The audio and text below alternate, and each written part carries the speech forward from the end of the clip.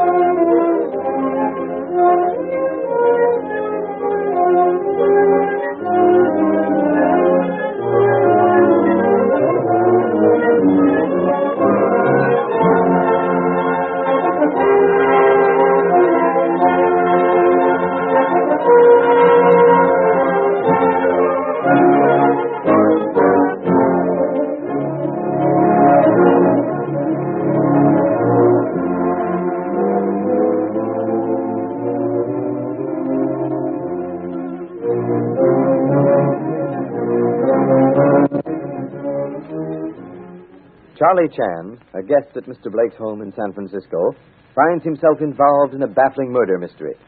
Colonel Willoughby, also a guest, while showing some motion pictures, is stabbed in the back in the darkened hallway outside the room where the pictures were being shown. The colonel has been searching for his son, supposedly killed during the war, and Honolulu's detective inspector insists that the finding of the whereabouts of his son was responsible for his death. The murdered man's nephew, Gerald Willoughby, wires that he is flying from Chicago to San Francisco, and Charlie Chan insists that Duff of Scotland Yard and O'Brien of the San Francisco police go with him to meet the plane. Charlie Chan and O'Brien arrive at the landing field, where they await the arrival of Inspector Duff. What do you really expect to find by meeting the plane, Inspector Chan? I haven't had time to be in and out of your planning. Arrival of plane will determine one thing, Sergeant. That one thing is whether or not Mr. Gerald Willoughby is aboard. Before, I have remarked that journey of 1,000 miles is made a step at a time, and more difficult the journey, the shorter the step. Mean, and I suppose that the harder the case is, the steps taken to solve it should be slow but certain. Correct, Sergeant. You see, both Reginald and Duff think that I am foolish to even for one brief moment suspect Gerald. But they are wrong, Sergeant. If, to quote example, I do not satisfy myself that it is Gerald who arrives upon plane from Chicago, then at some future date, when this unsolved case comes to memory, I should always feel that in the one avenue of search which we had not explored, we had lost the solution. Well, now, Mr. Chan, just supposing that the old man's nephew is aboard the plane, what theory are you going to start on next? The answer to that, Sergeant, is very simple. If this theory fails at crucial tests, I do not know. Here is that.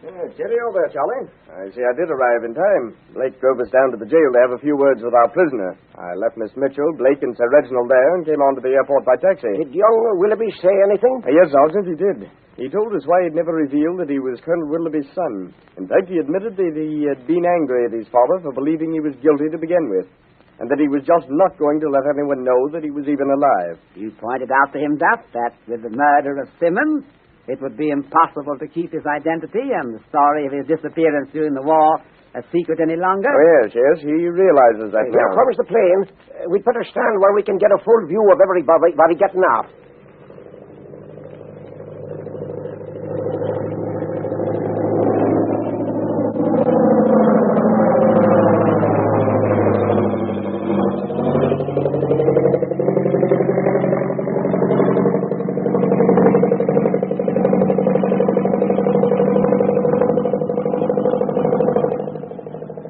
Quite a few passengers alighting. Yes. Oh, and there's Gerald. The heavily built gentleman in the tweed overcoat. Yes, come on, we'll go over. Cheerio there, Gerald. Well, by Jove, just up. I didn't expect to see you at the airport. Well, I know you didn't. Gerald, this is Inspector Chan of the Honolulu Police, and this is Sergeant O'Brien, one of San Francisco's finest. Oh, very glad to meet you both, I'm sure. Now, tell me, has any progress been made in the solving of my uncle's murder? Nothing, I'm sorry to say, Mr. Willoughby. We are facing blank wall which stretches in every direction as far as eye can see. Oh, here's a taxi. Got any luggage, Gerald? Yes, one suitcase and a briefcase. I'll take care of them. Jump in. Mr. Blake's Russian Hill driver. You know the place. Yes, sir. No, Gerald, the only thing we found out is that your cousin is still alive. My cousin? What are you talking about? Douglas is alive. Douglas? But why? Impossible. Afraid not impossible, Mr. Willoughby. It is fact which cannot be denied. But can you be certain that it isn't some impostor? What do you mean, Mr. Willoughby? Well, several people in all odd corners of the world knew that my uncle was always searching for his son. My uncle always believed that his son was still alive. Don't you think it possible that one of them might be trying to get some money for himself by impersonating Douglas? It's a perfectly good theory, Gerald, but not only did Chan surmise that the man we found was young Douglas, but, well, Simmons, your uncle's old sergeant major, was the one who invited him to Blake's house. Simmons? Simmons? Oh, yes, I remember. Old Tubby Simmons. And Tubby Simmons identified this fellow as my cousin? Sure, and he did. But Simmons is dead now, too. Well, what happened to Simmons? Murdered. Just the same as your uncle. And by the same man. At least, that's Inspector Chan's theory. I can't think of a better one. But what reason could anyone have for murdering my uncle to begin with? And why Simmons? Why, yes, I'd actually forgotten Simmons' existence. We were hoping to get an answer from you on that point, Mr. Willoughby. Have you no possible suggestion to give us as to who might wish to kill your uncle? Not a glimmer of an idea. When I received word that the old gentleman had been killed, murdered, I couldn't grasp him. It didn't seem possible. He hadn't an enemy in the world. But he might have made one in his insistent search for his son. Who? Uncle's search for Douglas was harmless enough. Naturally we felt sorry for Uncle, his only son, charged with cowardice, then his suicide. There was nothing in that to make anyone want to kill my uncle. We shall not attempt to pursue that course further. You must be tired from your trip. We will leave questioning until we reach Mr. Blake's home. If you'll be so kind, think of anything which has occurred in past years which might lead us to one small vestige of clue.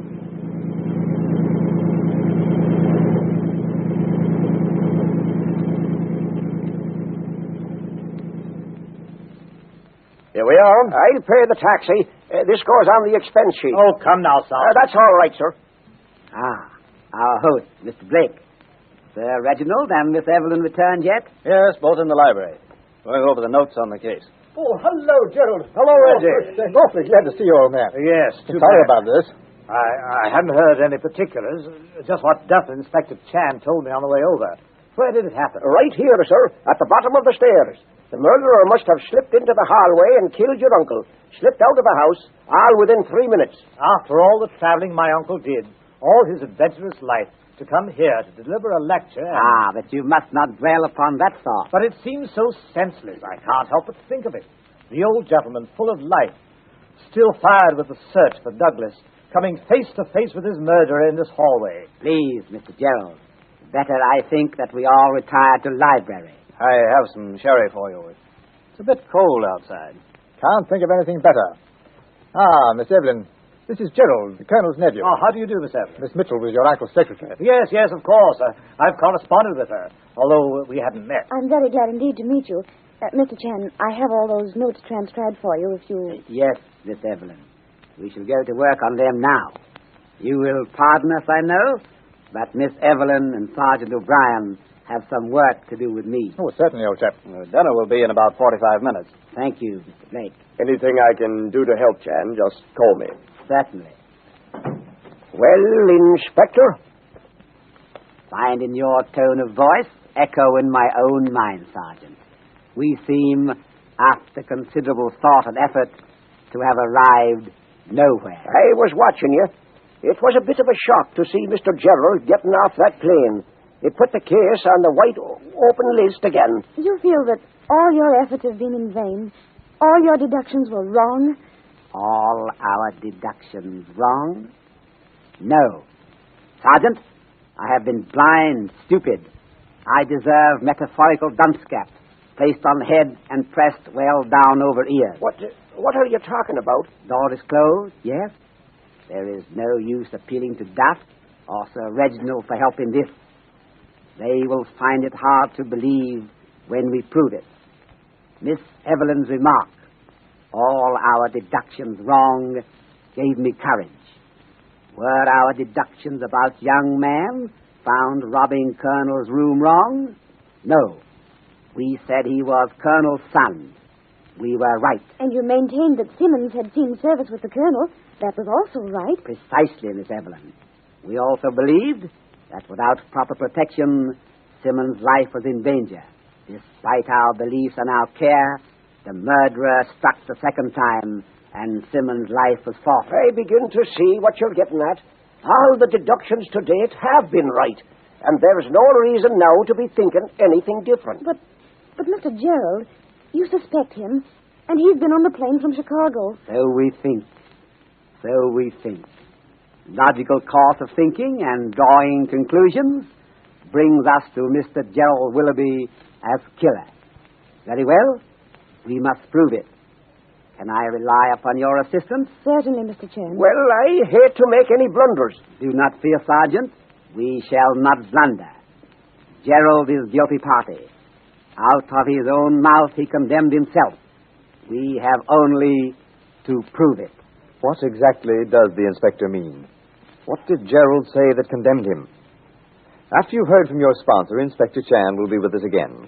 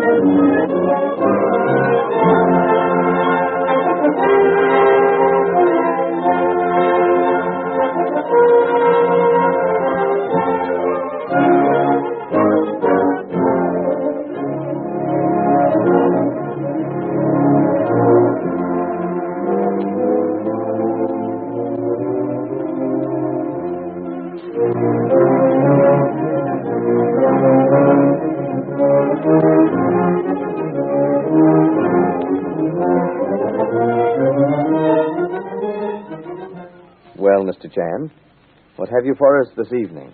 I have been thinking of statements made by murderer, which, while not proof of guilt in court, is proof to me. Yes, Mr. Chan? It is more easy for a man to build in one day a temple than to expiate in one life a lie.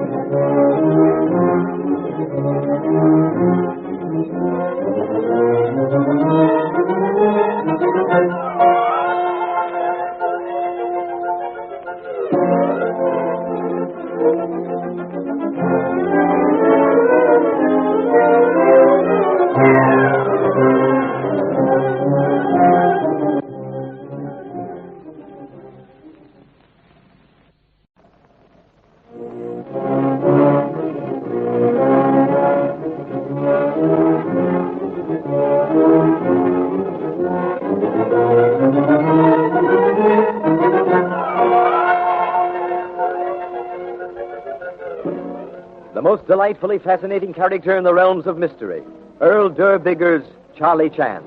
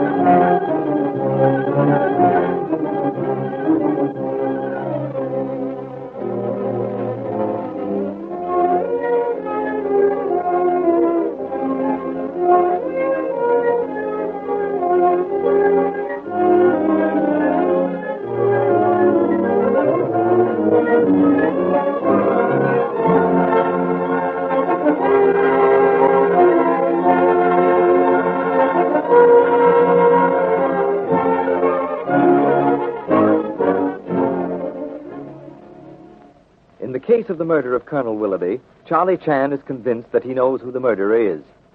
Gerald Willoughby, the murdered man's nephew, apparently has an ironclad alibi.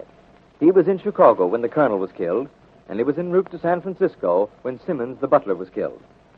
But Inspector Chan, after duly pondering the case, sees in the nephew the only man with a vestige of motive, sees in his own theoretical case the only reasonable assumption possible.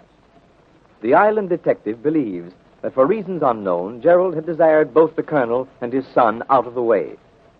The bulky Honolulu detective sits in a chair by the library fire, talking to Sergeant O'Brien and Miss Evelyn Mitchell, the murdered man's secretary. You see, Sergeant, in this case we are dealing with a very prominent man, and we must prove sufficient motive if we are to even force an arrest. But how in the world are you going to do that, Inspector? You can't prove a motive when you haven't got a single piece of writing, not a solitary witness. Now, if it was money, that's easy. Or a woman, that's easier. A woman? Well, Sir Reginald did say something about both cousins being in love with the same woman, Gerald's wife. Oh, but that hardly fits the case as far as the murder of the colonel is concerned. But it may, who can tell? Observe, if you please, peculiar situation. I am convinced that Gerald killed his uncle, then killed Simmons. Yet, if you should ask me for motive, I can only give a suggestion. If you say Gerald has alibi, he was in Chicago when first murder was committed, and on planes flying to San Francisco when second murder was committed, I can only say it is for purpose of proving that said Gerald has motive that we are here. It is to break said alibi that we must bend all our efforts. And you're after feeling quite sure that Mr. Duff won't help us? That is not strictly correct, Sergeant. But Inspector Duff has known Gerald Willoughby for years. He cannot conceive of his being guilty. He does not wish to find him guilty. Nor does Sir Reginald. Oh, not that he has said anything, but, well, I just know, that's all. Quite so, Miss Evelyn. Both Duff and Sir Reginald will assist us to do everything necessary when we present them with some semblance of proof. But to present moment, all I can place before them is theoretical case, which I have built because there is no practical evidence of contrary nature. I can understand Duff's feelings. I'm the same way when it comes to making a move that will bring a case before the district attorney or the grand jury. More than once I've known who a murderer was, but I couldn't do anything about it. I didn't have the proof. Quite true, Sergeant, and that is the situation here. It is not murder we have to find. It is method whereby he committed murder. But we can't get away from the fact that Gerald sent that telegram from Chicago before Simmons was killed, which proves that he was in Chicago the day after his uncle's murder. An impossibility. Do you recall the true particulars of the murder in the Rue Morgue? Not the story by the great author Edgar Allan Poe, but the actual case from which he built his story of the ape. It's kind of hazy in my mind. I always thought it was a piece of fiction. By no means. The murder took place at number 16 La Rue Morgue. 2 o'clock in the morning. Rose Delacourt goes into her apartment. Observe. The woman was seen to enter her room. The stout oak door was bolted on the inside. The window likewise was bolted on the inside. The chimney, so small that not even the cat could get in or out, yet here is a woman stabbed with such force that the blade, which must have been like the blade of a sword, goes through the body to the mattress. Not a cry, not a sound. Yet the woman is dead. It is an unsolved crime. But, while no one can prove who committed it, it was committed. While we have not so far proved that Gerald committed this murder, he is the only one with motive. The fact that we cannot prove how he did it does not permit us to shrug shoulders, so to speak, and retire from case. I'm with you, Inspector. Somehow, someplace we've missed the point. Somewhere the murderer slipped. Somewhere we've slipped. Some little thing we haven't given the right thought to. Correct, Sergeant. Let us retrace steps for a moment. Night of murder, Colonel Willoughby is standing in gymnasium. Note which he believes was written by Duff is slipped into his hand. He walks about 12 steps to the hallway, and in less than 2 minutes, you, Mr. Chan, find him lying there dead. The very next day, Simmons answers the door. We go out to see what's happened to him. Within 2 minutes, and he only says, records. I saw it was Records. Records. Think, Sergeant. Is it not strange that a man in his last moments should use the word records in preference to papers? Records. military records or police records? Be so kind as to ask Duff and Sir Reginald and Gerald to step into the room, please. Also, Mr. Blake. I wish to ask favor of him. Sure, Inspector. Thank you so much. Miss Evelyn, we have not searched Colonel's business papers as thoroughly as we have searched private correspondence. Perhaps in that we have been somewhat negligent. We shall correct it. You have papers here? In this black briefcase. I'll spread them out on the desk here by the window. I do not wish to appear hurried, but I am anxious to leave day after tomorrow by steamer. You actually believe you can solve this by then? I am confident of it. I am certain that with Mr. Blake's cooperation, we shall trap murderer into showing visible evidence of his guilt, and then confession will follow suit. Yes, I am certain of it. Yes. We have been discussing last words of Simmons, words which he repeated. Record. We thought that record was a strange word for a dying man to use. Somehow, persistent thought comes to us that in that word there is definite clue. I've done quite a bit of thinking about that too, Charlie. But I can't think of any military records in connection with the case at all. Perhaps Gerald knows something. No, really, I don't. It's all very distressing. My cousin Douglas was ordered tried by court-martial for cowardice. The papers carried the story. We were all very much upset. Naturally. It is a distressing affair, as you say, to family of military reputation. You were in France at the time? Yes, so of course I didn't know much about it. I was colonel of a territorial unit. Well, as I say, just a few days before the court was to convene, Douglas committed suicide. We now know, of course, that he did not. But that is what you thought at the time. Yes. Well, we managed to have the thing hushed up then, but it almost broke Uncle's heart. How long afterwards was it before Colonel Willoughby began to doubt that his son had committed suicide? I can answer that, Inspector. The Colonel came to me with the story that an old soldier, whom we now know to be Simmons, told the Colonel that Douglas wasn't dead. He said that he never was guilty of cowardice. And the old man immediately started on a trip around the world to see if he could locate his son. He's been traveling ever since, 11 years now. And you, Mr. Willoughby, knew nothing of this? I knew a little of it, yes. I was like my uncle. I didn't like the idea of the stigma of cowardice being attached to the family. But I know the Army. Charges of cowardice aren't brought lightly. They're generally well substantiated. Quite so. But to return to the word record. No one can give leading thought on that point. I'm afraid not, Inspector. Come in, please. Blake. Sit down, please. I have favor to ask of you in 1 moment. I'll be delighted. The only other records I could think of, Charlie, were police records. I thought of them too, Inspector, but that don't seem to help us much. I can't see it either, Sergeant. Oh, before I forget, you have convinced Mr. Gerald that prisoner we have at present in jail is Colonel Sam Douglas? Yes, I'm convinced. But I don't see what on earth he was doing searching my uncle's papers. Quite clear, I think. Young man was fearful that he was to be disclosed, and for reasons best known to himself, he desires that the past be dead. Naturally, no one of his age wants to be reminded of an experience of 20 years ago. But it is more than that. Think, please. Is there any other reason he might have for wishing truth not to become known? Why, no, of course not. You are tired from trip. I understand, yes. That will be all just now. Thank you so much. Inspector Duff, will you stay behind for 1 moment, please, with Mr. Blake? Of course. I'm going down to the jail. Want to come, Evelyn?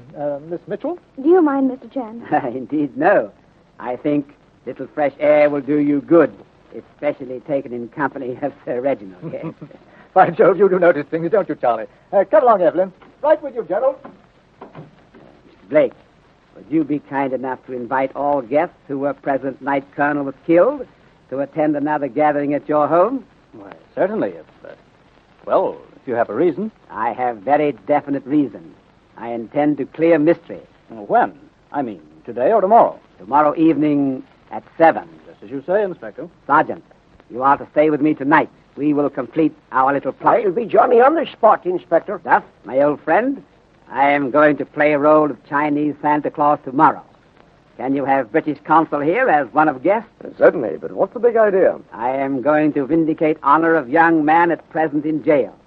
I wish official witness of confession of murderer that Lieutenant Douglas Willoughby was not coward as charged by superior officer. Well, the Honolulu detective is convinced that he has the solution to the murder. After you've heard from your sponsor, Inspector Chan will be with us again.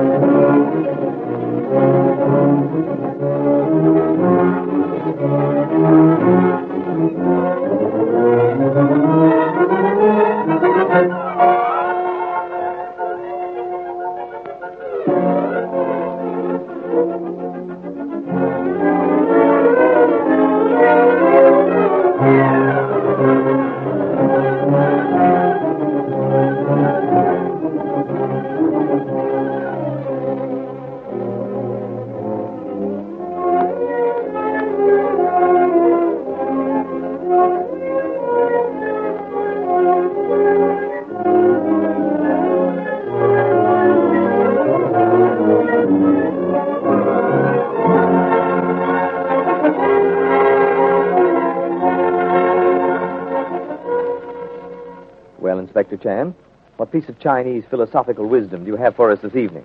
I am thinking of complicated case in which we find ourselves struggling. Yes, Mr. Chan? At night, when one stands upon the banks of the Yellow River, one hears the angry voices of the waters. One thinks of the power of the current. One sees the foaming, seething vortex, and one is afraid. But with the coming of daylight, the Yellow River becomes a swift stream, a river of life flowing through a rich country, an artery of commerce, and one is no longer afraid. One is overjoyed. So it is with all things. Man fears only that which he cannot see or understand. To understand is the most important thing in life.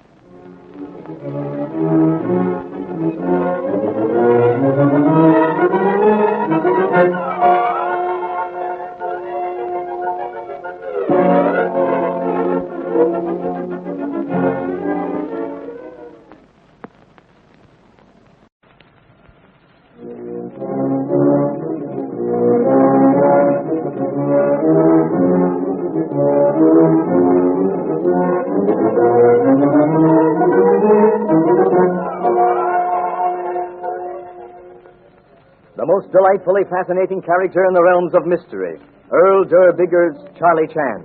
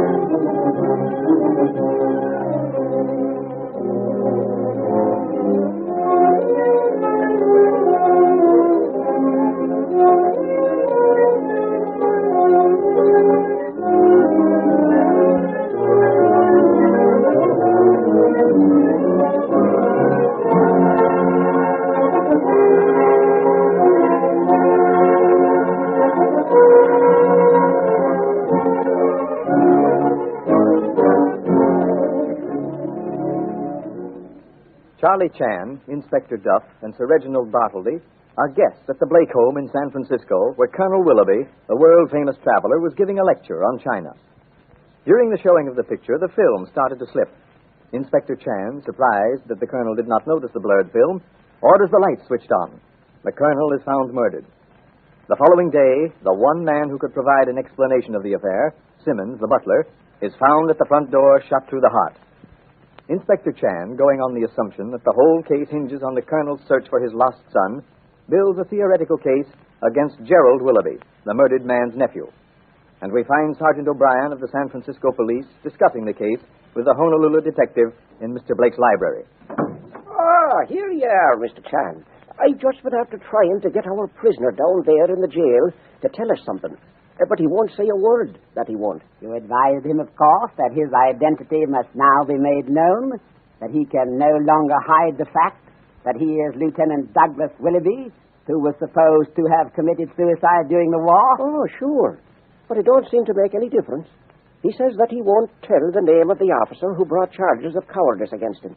And that since there isn't anyone alive today who knows anything about it, we can't find out. You told him of the murder of Simmons, then? Sure, and I did.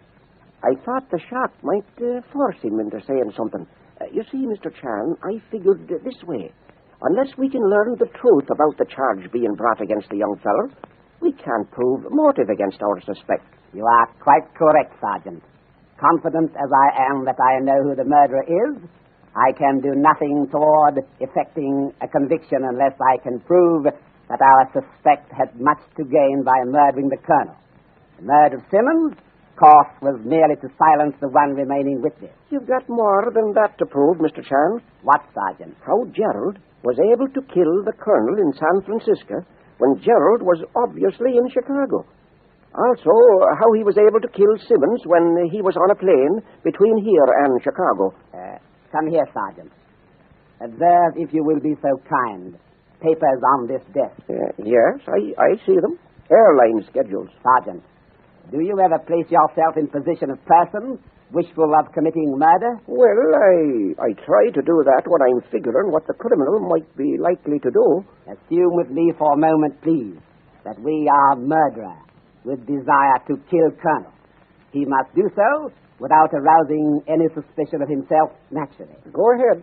I'm listening. Potential murderer is not known in the United States. So he engages a room for himself at a hotel in Chicago. He then engages some person to live in said hotel. This person to make himself seen frequently, thereby providing alibi for himself, while he takes train to San Francisco under assumed name and in disguise. I get you. He gets some feller to hang around the hotel so he's an alibi, while he gets on the same train as Duff and comes out here to San Francisco. Correct, Sergeant. Having left behind him his alibi, he comes to this house where he knows Colonel will be, slips into the hallway, kills Colonel, and leaves no trace but few silk threads of scarf on the hilt of knife he used. Yeah, but Mr. Chan... Yes, Sergeant? That don't account for Mr. Gerald Willoughby being able to get off the plane arriving from Chicago. He's got an alibi there we can't break. I think... Yes, I am certain I know how that was accomplished. You do? Yes, Sergeant. Mr. Gerald Willoughby sent wire, possibly in code, telling his accomplice to take plane for San Francisco via Los Angeles. Coming by Los Angeles? But why? Because, Sergeant, he killed Simmons, caught plane for Los Angeles, and changed places with his accomplice, who had booked passage in name of Gerald Willoughby. Therefore, when we went to plane to meet him, he had all appearance of having made through trip from Chicago. I have checked time schedule, with time Simmons was killed, and in manner I have described, both murders were possible. Well, I'm with you. What's the next move? After interview with Inspector Duff and Sir Reginald, you must go to hotel at which murderer is stopping and possess yourself of a pair of his shoes. Also search for colored scarf, threads of which we found on the hilt of knife. Come in, please. Ah, Miss Evelyn, Inspector Duff, Sir Reginald, we were talking of you. Have you made any progress? I think so. Yes, I am confident we have. Although one should not forget that it is unwise to sell the blooms before the seeds are in the ground. Chinese manner of saying, don't count your chickens before they're hatched. You have finished little task I set you, Miss Evelyn? Well, I don't know whether or not you'll call it finished, Mr. Chan, but I've got quite a list made out. Yes, by Jove. We've been sitting in the study trying to think of all the different kinds of records. Been quite like a crossword puzzle game. I didn't know there were so many different kinds of records. I gather then that your list is, shall we say, formidable? It is. Shall I read it? Thank you so much.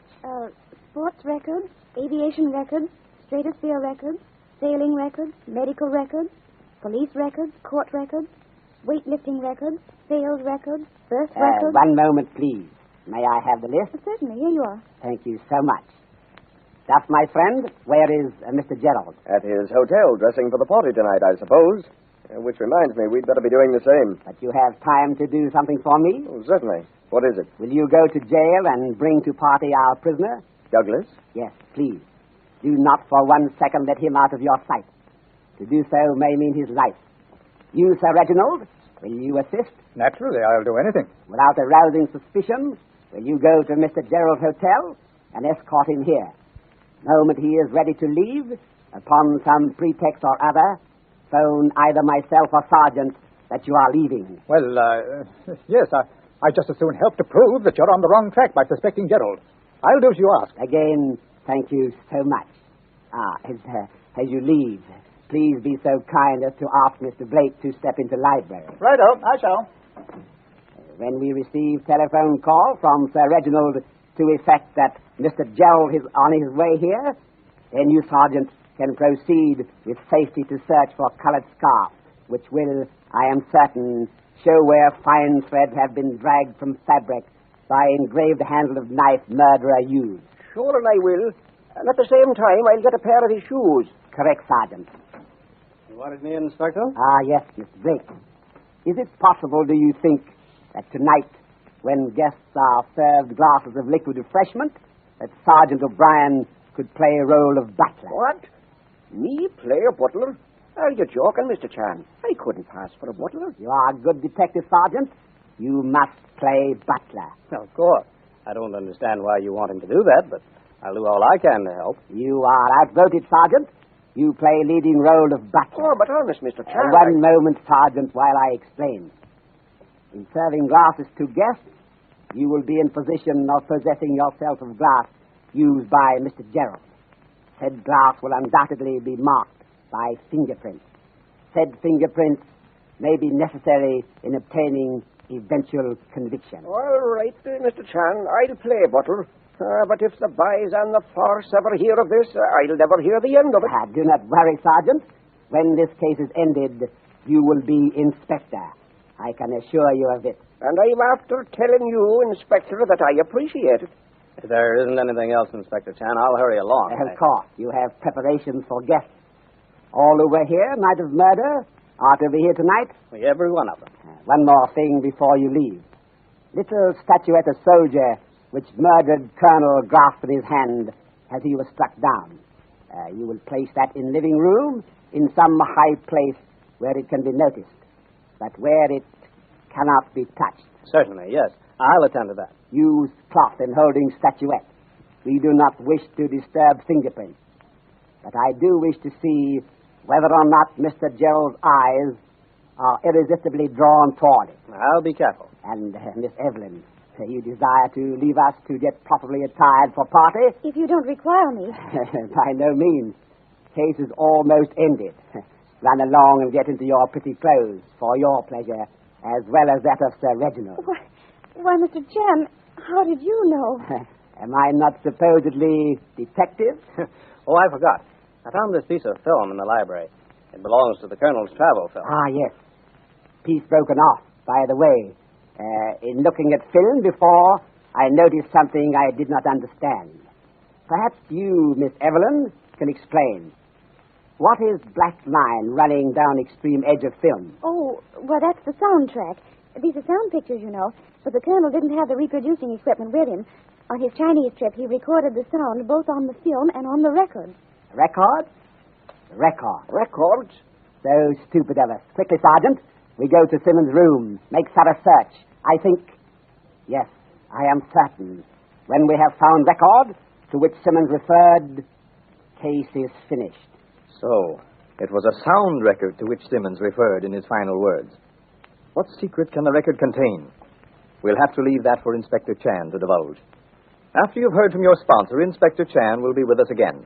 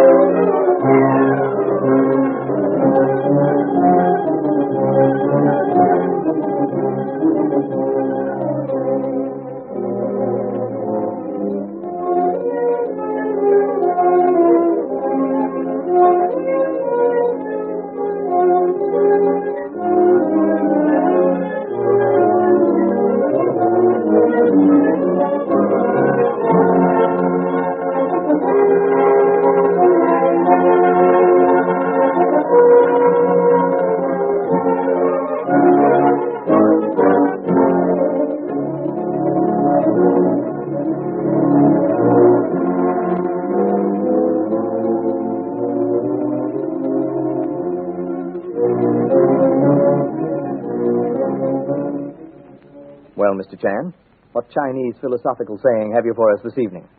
I am thinking of people who are in such hurry to say things that they afterwards find that they would have been wiser to have said nothing. That is very true, Inspector. Ancient Chinese saying has it this wise: man can tie knot with his tongue, which his hands can never untie. Thank you, Inspector Chan, and good night.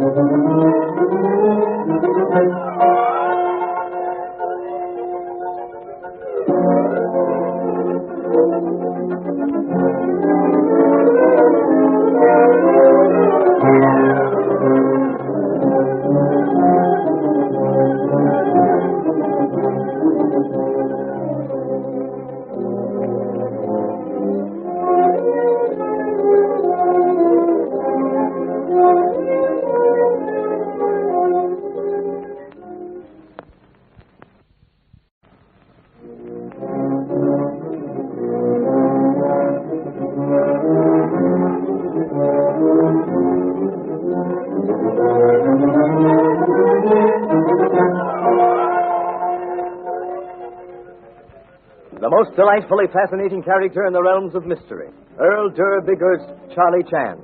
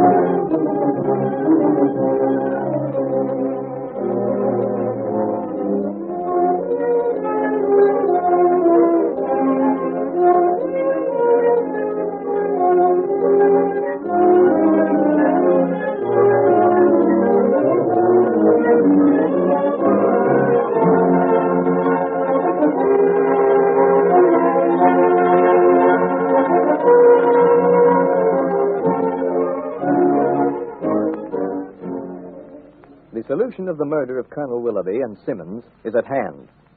Charlie Chan, having built a theoretical case against the murdered man's nephew, Gerald Willoughby, only waits the gathering together of the guests who were present the night the murder was committed to obtain convincing proof that his theory is correct. Sergeant O'Brien, disguised as the butler, stands in the study with Sir Reginald, Mr. Blake, and Miss Evelyn Mitchell, while Charlie Chan completes his plans for trapping the murderer. Everything is in readiness, Mr. Blake? Yes, Inspector, as far as I know. You received a little bronze statuette of soldier from police and placed it in room in which guests are assembling? That he did, Mr. Chan. I brought it from headquarters myself. And you, Miss Evelyn, attended to your little duties this afternoon? Why, Mr. Chan, what do you mean? Useless to hide things from detectives. Is that not so, Sir Reginald? Apparently so, Inspector.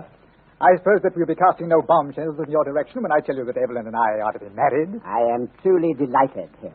I wish you very, very much happiness. Thanks, old chap. Thank you, Mr. Chan. You have fingerprint man here, Sergeant? Sure I have, Mr. Chan. He's in the kitchen. He's a good one, and he works fast.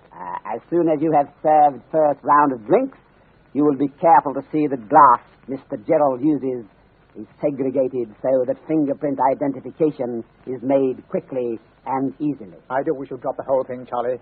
I hate to see you make a mistake. But if Mr. Chan does make a mistake, no one but ourselves will know. If the fingerprints on the wine glass don't correspond with the prints on the statuette, no one needs to know anything. Miss Evelyn is correct. Mr. Blake, host, will not be embarrassed. Mr. Gerald will never know he was suspected. You left Mr. Gerald in the living room, Sir Reginald? Yes, he's talking to some of the guests. Duff is there to see that nothing goes wrong along these lines. Mr. Gerald has not recognized his cousin Douglas? No, Duff introduced him, Douglas, as Mr. Jim Watson. And Gerald took the introduction as a matter of course.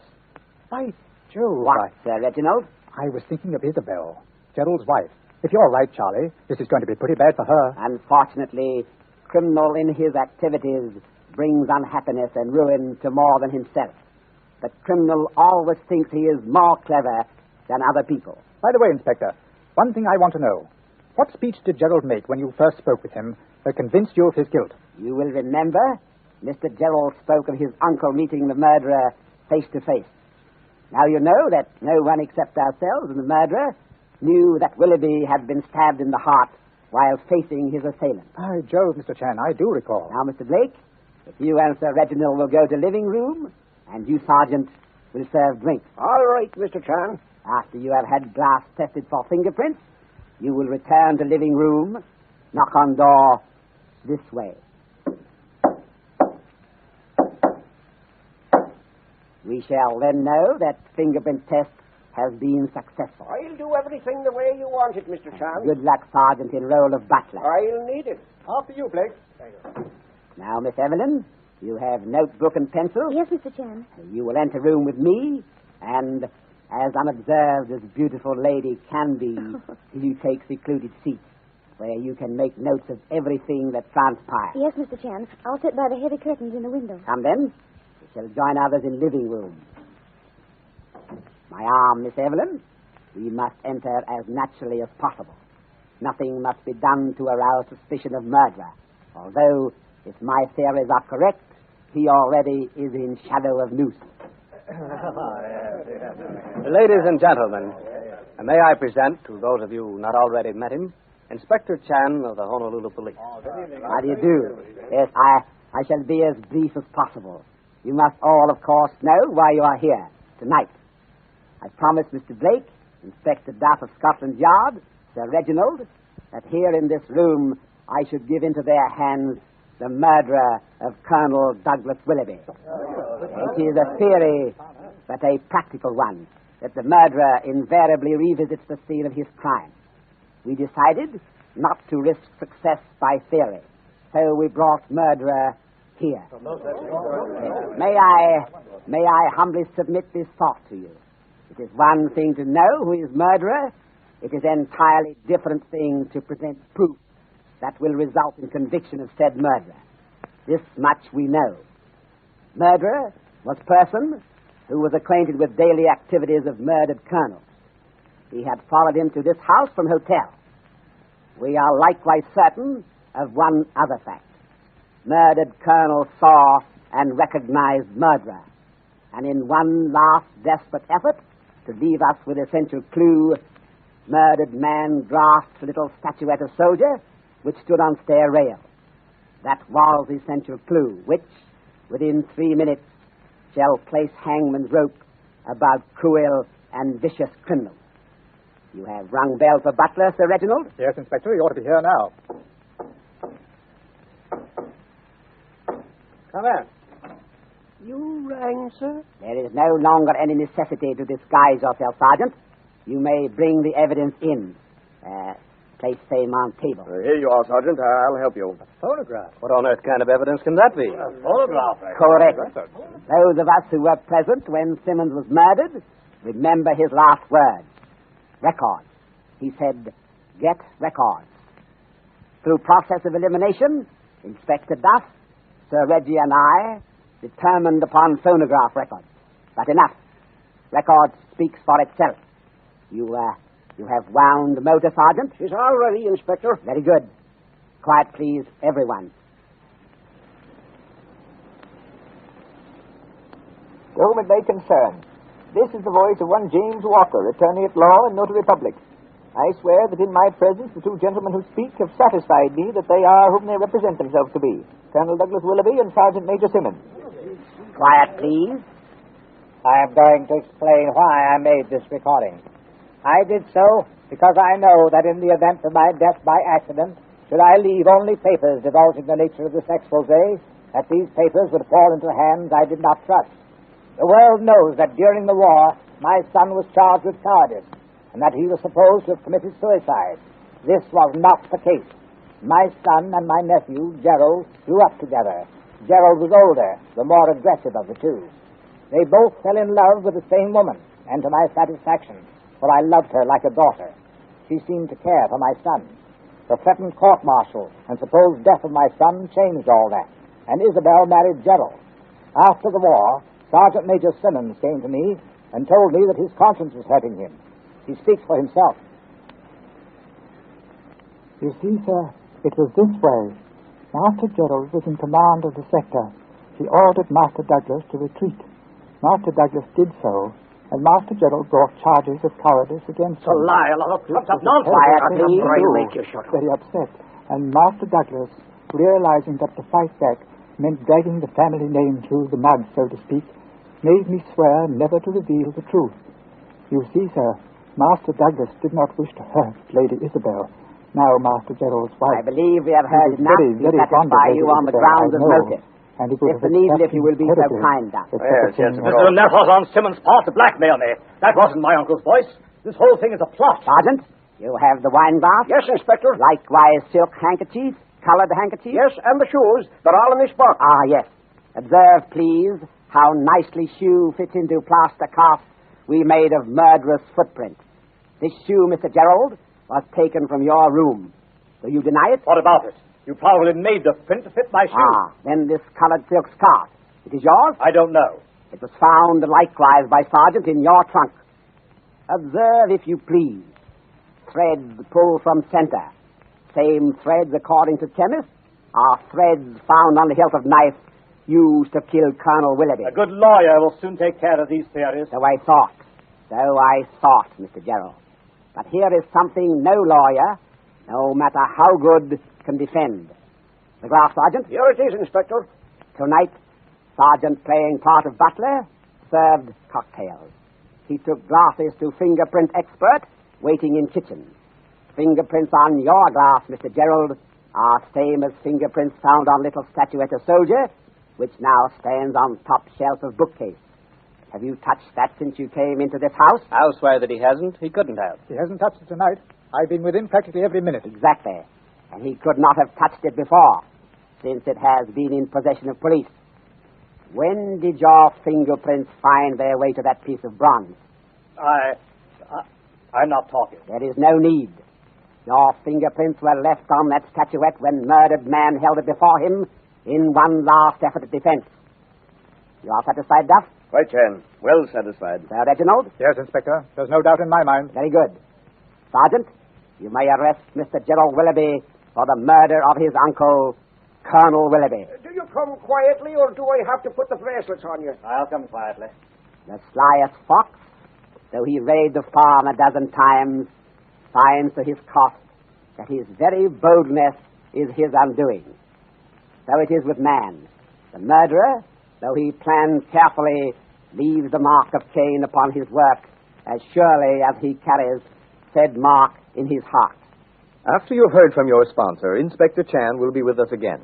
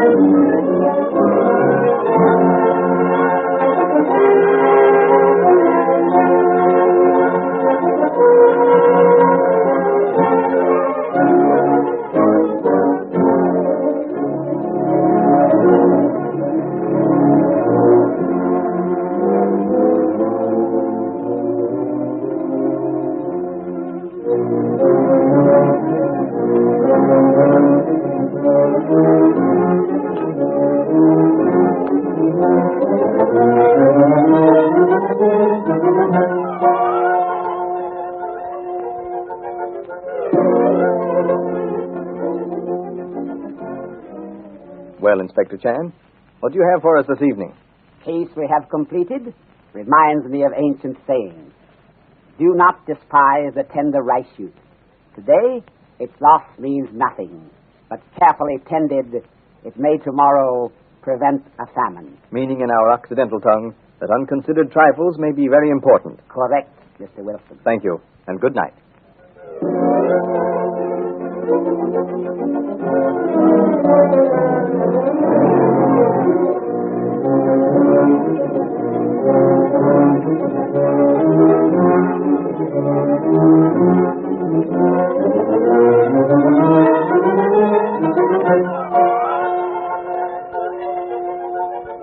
Thank you.